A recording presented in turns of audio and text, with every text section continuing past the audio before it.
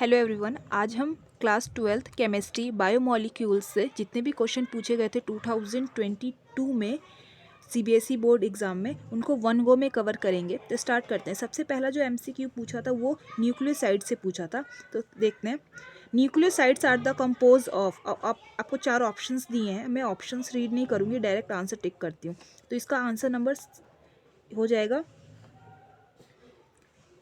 सी। ठीक है, nitrogenous base और पेंटाटोज ग्लूकोज। ठीक है, pentose glucose.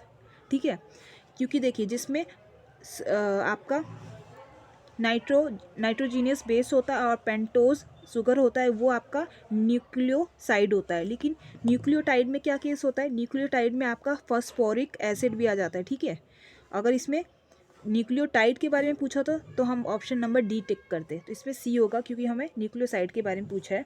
Amino acid which can not be synthesise in the body must be obtain from the diet is known as initial amino acid. ठीक है, देखिए वो प्रोटीन्स, सॉरी वो प्रोटीन्स जिन्हें हमारी बॉडी खुद नहीं बना सकती, हमें क्या करना पड़ता है? डाइट के थ्रू लेना पड़ता है।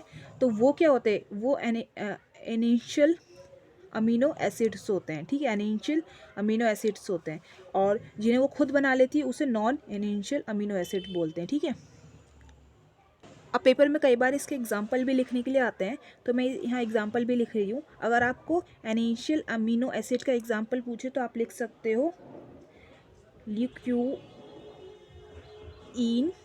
और आइसोल्यूक्यूइन, ये इसके एग्जाम्पल हो सकते हैं। या आप लिख सकते हो वेनालीन।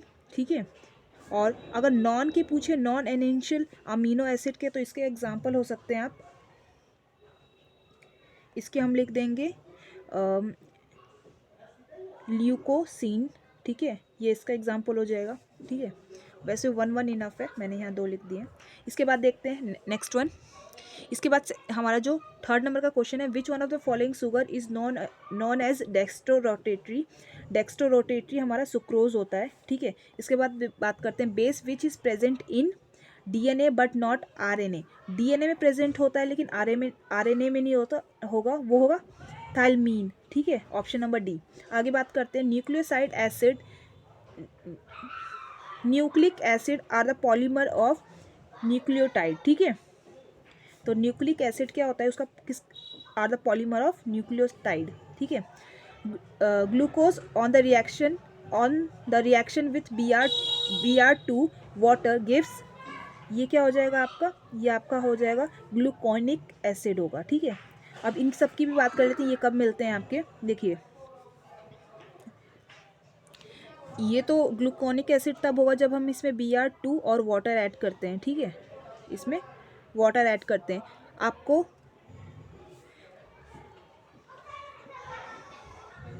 क्वेश्चन नंबर 7 रीड करते हैं। इसमें कंप्लीटिंग द फॉलोइंग एनालॉगी। अब इसमें देख, आपको थोड़ा सा इसमें क्रिएट करके दिया है।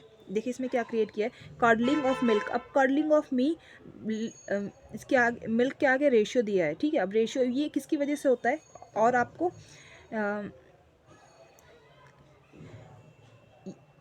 और इसके बाद अगेन सेम बी के साथ भी ऐसे दिया है, जिसमें आपको बताना है अल्फा हेलिक जो स्ट्रक्चर होता है वो किससे बनता है। तो इसमें देखिए क्या होगा, ए में आपको बताया कर्डलिंग ऑफ मिल्क और बॉइलिंग ऑफ एग जो होता है वो डीनेचुरेशन ऑफ प्रोटीन की वजह से होता है।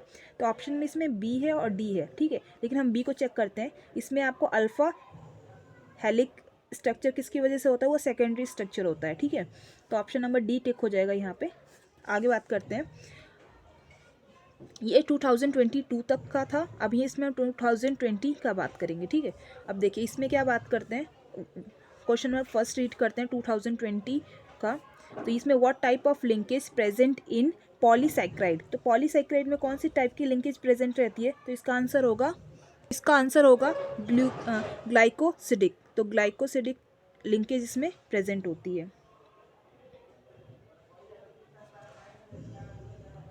सिडिक लिंकेज। ठीक है, अब इसके बाद बात करते हैं आगे, define the following term with suitable example. अब इसमें आपको प्रोटीन्स के नेम दिए हुए हैं और कुछ और चीज़ें दी हैं, इसका आपको एग्जांपल लिखना है। तो सबसे पहले लिखा है पॉलीसैकेराइड, तो पॉलीसैकेराइड का बेस्ट एग्जांपल है स्टार्च, ठीक है, मैं इसे स्मॉल में लिख दे रही हूँ, स्टार्च। डी नेचुरेशन का सबसे बेस्ट एग्जांपल हो जाएगा कर्लिंग ऑफ मिल्क और बॉइलिंग ऑफ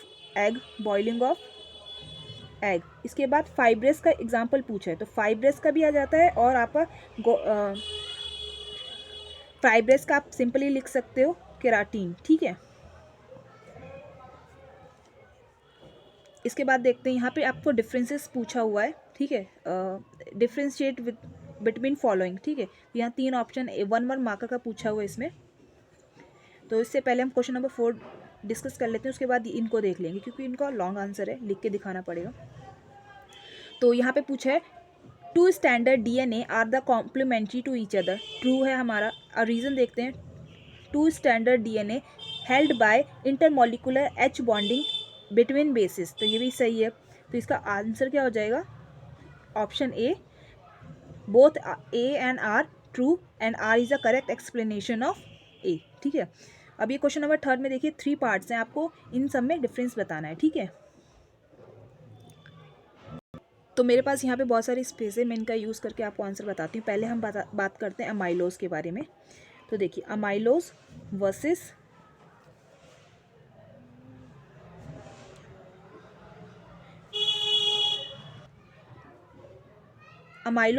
अमाइलोपेप्टीन, ठीक है।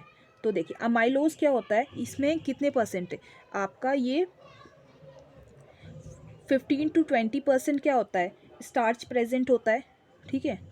ये आप लिख सकते हो। अब मैं यहाँ बहुत जो मेन की वर्ड है वो लिख रही हूँ, आप पूरा एक्सप्लेन करके लिखेंगे।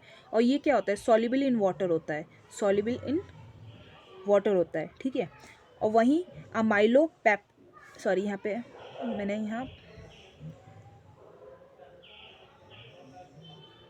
यहाँ पे सी है ये, ठीक है। इसके बाद देखते हैं इसमें कितनी परसेंटेज ऑफ स्टार्च रहती है, ये 80 to 85% ऑफ स्टार्च प्रेजेंट होता है, ठीक है।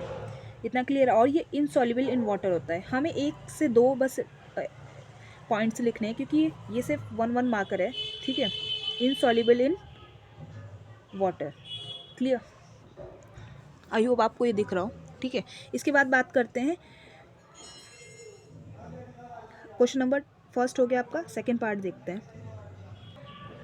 आपको ग्लोब्यूलर और फाइब्रस प्रोटीन के बीच में डिफरेंस बताना है, तो ये भी बहुत इजी है, ठीक है। इसे मैं यहाँ कर रही हूँ।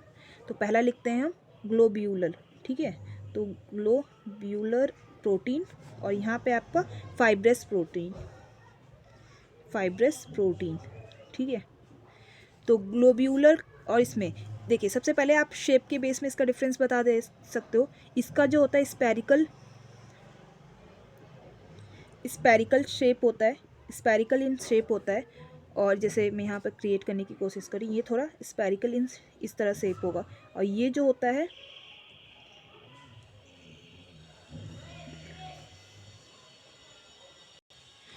फाइब्रस का जो स्ट्रक्चर होता है वो थोड़ा लॉन्ग फाइबर्स की तरह होता है, ठीक है। तो यहाँ पे आप लिख सकते हो लॉन्ग फाइबर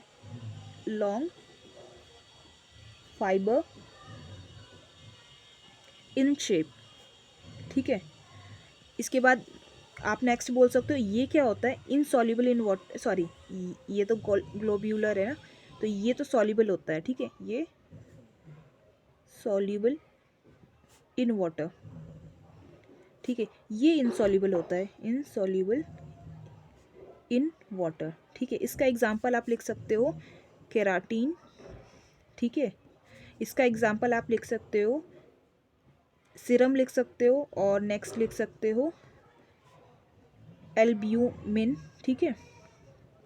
केराटिन के साथ साथ आप एक और याद रखो इलास्टीन, ठीक है। 2 याद रखोगे सही रहेगा। तो इन दोनों में क्या डिफरेंस हो गया, पहले तो स्ट्रक्चर ये बना दोगे आप, ठीक है। पहले ग्लोब्यूलर क्या होता है, स्पेरिकल इन शेप होता है, सॉल्युबल इन वाटर होता है सीरम। और एल्ब्यून इसका क्या एग्जाम्पल है। और फाइब्रस प्रोटीन क्या होता है, लॉन्ग फाइब्रस शेप का होता है और इनसॉल्युबल इन वाटर होता है। केराटिन इसका एग्जाम्पल है, ठीक है। अमाइलोज के बारे में हमने बात कर ली। अब लास्ट जो है आपका न्यूक्लियोटाइड और न्यूक्लियोसाइड में डिफरेंस है, इसे मैं यहाँ क्रिएट कर रही हूँ, ठीक है। न्यूक्लियोटाइड और न्यूक्लियोसाइड भी बहुत इंपॉर्टेंट टॉपिक है। तो यहाँ मैं लिख रही हूँ न्यूक्लियोटाइड और यहाँ लिख रही हूँ मैं न्यूक्लियोसाइड, ठीक है। पहले तो सबसे पहले ये किससे बने होते हैं वो लिख दीजिए आप, ठीक है। न्यूक्लियोटाइड जो होता है वो आपका बना होता है नाइट्रोजीनियस बेस, ठीक है, और पेंटोज शुगर, और एक और चीज़ प्रेजेंट होती है इसमें, डेट इज फॉस्फोरिक एसिड, ठीक है। और इसमें क्या होता है, सिर्फ nitrogenous base pentose sugar present होता है, ठीक है। इतना क्लियर है। अब बाकी चीज़ें और क्या डिफरेंस ऐड कर सकते हो आप, एक मोस्ट इंपॉर्टेंट चीज़ ऐड कर सकते हो, डैट इज़ ये एसिडिक इन नेचर होता है, एसिडिक इन नेचर, और ये बेसिक इन नेचर होता है, बेसिक इन नेचर। इतने डिफरेंस वैसे इनफ है, आप और कुछ भी ऐड कर सकते हो, ठीक है। आई होप आपको ये टॉपिक समझ में आया हो, आपको ये क्वेश्चन समझ में आया हो। Thank you for watching.